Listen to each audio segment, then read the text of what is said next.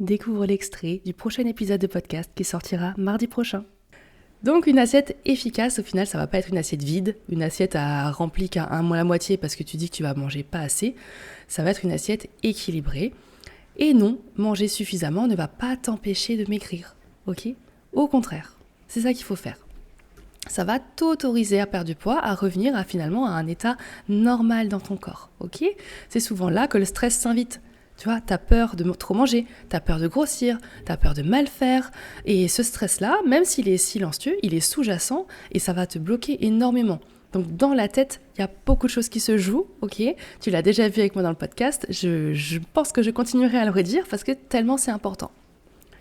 Ensuite, j'aimerais dire qu'il vaut mieux miser sur la régularité plutôt que sur la perfection. La perte de poids ne se joue pas sur un repas, elle se joue sur une semaine. Prends une semaine type, d'accord ? Ce sera beaucoup plus facile d'envisager tes repas sur une semaine que sur une journée. Ok ? Parce que sur une journée, si déjà tu dis que tu as fait un écart de grignotage, tu vas dire foutu pour foutu, et ta journée, elle sera gâchée en quelque sorte. Non, l'équilibre, il va se jouer sur la semaine. Parce qu'il y a beaucoup de femmes qui sabotent leurs efforts parce qu'elles pensent en tout ou rien, tu vois. Il faut que je fasse une journée absolument parfaite, sinon c'est fichu. Alors qu'en fait, c'est pas vrai. Un repas qui est un peu moins équilibré, continue, c'est pas grave.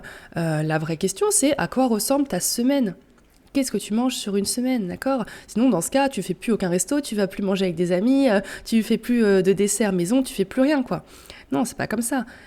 Pose-toi la question, est-ce que tu manges correctement 60% du temps, 70%, 80% du temps ? Et qu'est-ce que tu fais des 20 autres pourcents à côté si tu manges 80% du temps bien, quoi ? Retrouve la suite de l'épisode mardi.